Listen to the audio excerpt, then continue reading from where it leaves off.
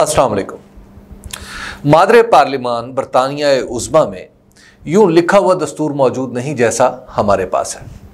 बहुत सा काम सियासी रस्मों रिवाज पर चल रहा है और जहां ज़रूरत महसूस होती है वहां सादा अक्सरियत से ही कानून पास करके काम निकल आता है। इस मुल्क में वज़ीर आज़म का ओहदा हो या इस पर फाइज शख्स से उसे खाली कराना हो, सब कुछ रवायत पर ही चलता आया है। वज़ीर आज़म का मनसब भी रवायत ने तश्कील दिया और इसे हटाने का तरीक़ा भी इसी तरह निकला जिसे आज हम अदम एतमाद कहते हैं। बरतानवी पार्लियामेंट में 1742 से लेकर 1979 तक के 237 बरसों में अदम एतमाद की 25 तहरीकें कामयाब हुईं और ऐसी हर सूरत में अदम एतमाद का शिकार होने वाले वज़ीर आज़म के मशवरे पर दारुल अवाम यानी पार्लियामेंट का ऐवान ज़ेरी, जिसे हमारे यहाँ कौमी असम्बली कहा जाता है, उसके नए इंतखाबात हुए। बरतानवी रवायत के मुताबिक अदम एतमाद के ज़रिए हटाए जाने वाले वज़ीर आज़म का ये इख्तियार कायम रखा जाता था कि वो नए इंतखाबात फौरी तौर पर करा लें। यह इंतज़ाम इसलिए था कि अदम एतमाद के ज़रिए फारिग होने वाला वज़ीर आज़म और उसकी जमात की मौजूदगी में पार्लियामेंट बिला वजह की कशमकश का शिकार रहेगी और अगर ये निकल जाएंगे तो ये बेईमानी हो जाएगी। इसका हल ये था कि इलेक्शन की सूरत में हार जीत का फैसला अवाम कर दें और नई पार्लियामेंट मामलात को आगे लेकर चले। वजाहत के लिए इसको यूं समझ लीजिए कि पाकिस्तान में वज़ीर आज़म इमरान खान के खिलाफ तहरीक अदम एतमाद की मंजूरी के बाद उन्हीं के मशवरे पर सदर असम्बली तोड़कर इलेक्शन करा लेते तो ये असल बरतानवी पार्लिमानी जमहूरियत की दुरुस्त पासदारी होती। बरतानिया में यह निज़ाम अच्छा भला चल रहा था। 1979 के बाद तहरीक अदम एतमाद का सिलसिला भी अमली तौर पर रुक चुका था। अलबत्ता कभी कभी वज़ीर आज़म असम्बली तोड़ने की धमकी देकर अपने कुछ मुतालबात पार्लियामेंट से मनवा लेता था। जिस तरह के नालायक अपने सियासतदान हैं, इसी तरह के कभी कभार तरक्की याफ्ता मुल्कों में भी जलवा अफरोज होते हैं। वहाँ पर बरसरे इख्तदार आ जाने वाले नालायकों ने सदियों की इस रवायत को 2011 में एक कानून के जरिए बदल डाला। कानून के मुताबिक ये तय पाया कि अब पार्लियामेंट अपने 5 साल पूरे करेगी और 5वें साल के 5वें महीने की पहली जुमेरात को आम इंतखाबात हुआ करेंगे। मेरा गुमान है कि बरतानवी मुदब्बरों ने इस बेमिसल नालायकी में हमारी पैरवी की होगी, क्योंकि हुकूमत चाहे बदल जाए लेकिन पार्लियामेंट अपना वक्त पूरा करे जैसा अहमकाना ख्याल हमारे ही मुदब्बरों को सूझता है और इसी बेवकूफ़ाना ख्याल को अमल में लाकर मुल्क को मुसलसल अदम इस्तेहकाम में मुब्तला कर रखा है। खैर, बरतानिया वालों ने हमारी जैसी बेवकूफ़ी कर ली और कानून ये बनाया कि अब तहरीक अदम एतमाद की मंजूरी के बाद नया इलेक्शन नहीं होगा, बल्कि 14 दिन के अंदर अंदर नई हुकूमत बनेगी और पार्लियामेंट अपनी मुद्दत पूरी करेगी। कहने को तो ये बड़ा अच्छा हो गया, लेकिन 2016 में बरतानिया के यूरोपीय यूनियन से अलग होने का मामला आ गया। यहाँ से अदम इस्तेहकाम का ऐसा खेल शुरू हुआ जिसने 4 साल तक बरतानिया में किसी हुकूमत को टिक कर काम न करने दिया। एक बार इलेक्शन भी हुआ मगर इस्तेहकाम मुयस्सर ना आ सका। पिछले इलेक्शन में बरतानिया के मौजूदा वज़ीर आज़म बोरिस जॉनसन ने अपनी इंतखाबी मुहिम इस बुनियाद पर चलाई कि मुल्क को बांध कर रख देने वाले इस कानून से जान छुड़वाएंगे। उन्होंने इलेक्शन के बाद फौरी तौर पर इस कानून पर दीगर सियासी जमातों से बातचीत शुरू की और आखिरकार मार्च 2022 में ये कानून ख़त्म करके वो सूरत हाल बहाल कर दी जो इससे पहले थी, यानी अदम एतमाद के बाद नया इलेक्शन ही होना चाहिए। बरतानवी सियासतदानों ने 10 बरस बाद से ही अपनी गलती दुरुस्त कर ली और सियासत को हमवार कर लिया। पाकिस्तान के अकाबरीन ये समझने के लिए तैयार नहीं कि पार्लिमानी निज़ाम जमहूरियत में हुकूमत किसी भी पार्लिमान की सबसे बड़ी सियासी जमात के पास होती है। ऐसी जमात को हुकूमत से निकाल कर जो कुछ बचता है उस पर पार्लिमान की तोहमत भी नहीं लगाई जा सकती।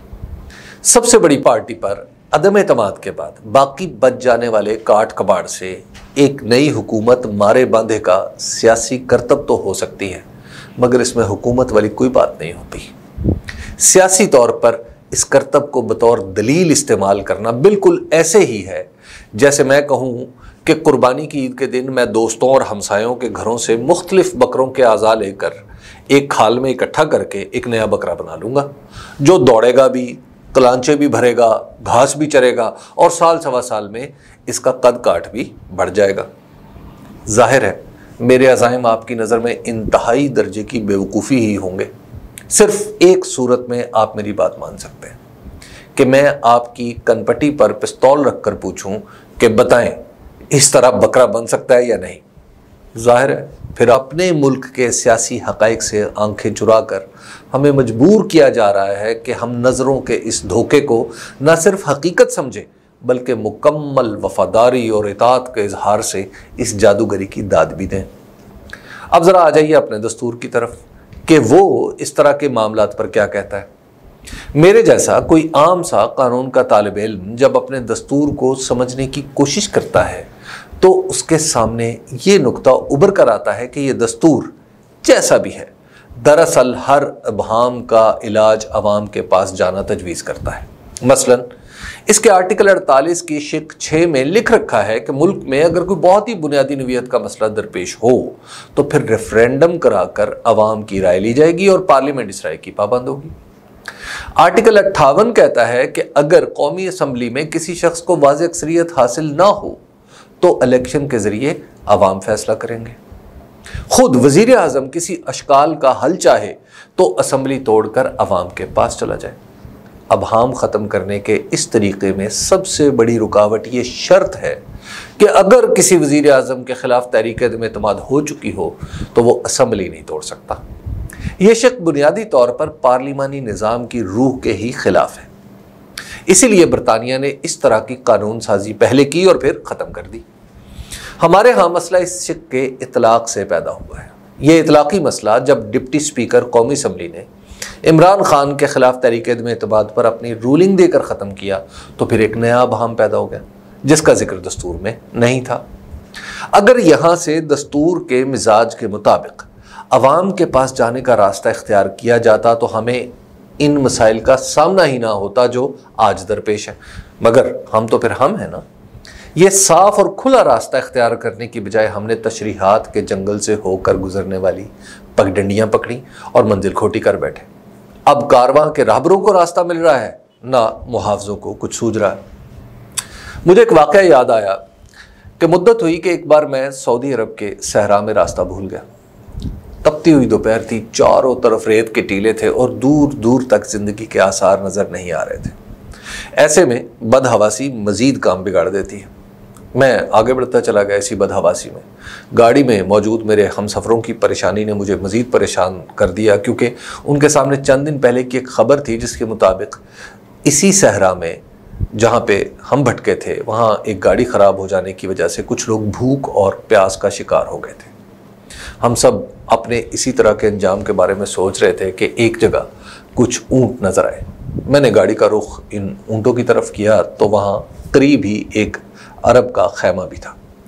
ये देखकर मेरी जान में जान आई। वहाँ पहुँचा तो उस अरब बदू ने रवायती मेहमान नवाजी की।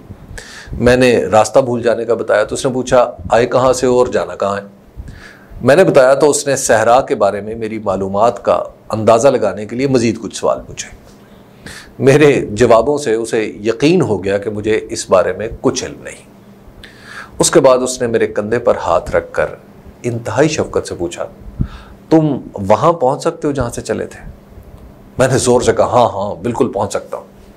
ये सुनकर वो बोला याद रखो जब कभी भटक जाओ तो आगे जाने से बेहतर है उस तरफ जाओ जहाँ से चले थे। इस बद्दू आराबी के सिखलाए हुए सबक से मुसाफिर फिर कभी नहीं भटका। काश हमारे अकाबरीन भी समझ लें कि अदम इस्तेहकाम के इस जंगल से निकलने का रास्ता आगे नहीं पीछे जाने में है। यानी हमें उस दिन की तरफ चलना होगा जब इमरान खान ने असम्बली तोड़कर नए इलेक्शन का ऐलान किया था। खबर की दुनिया।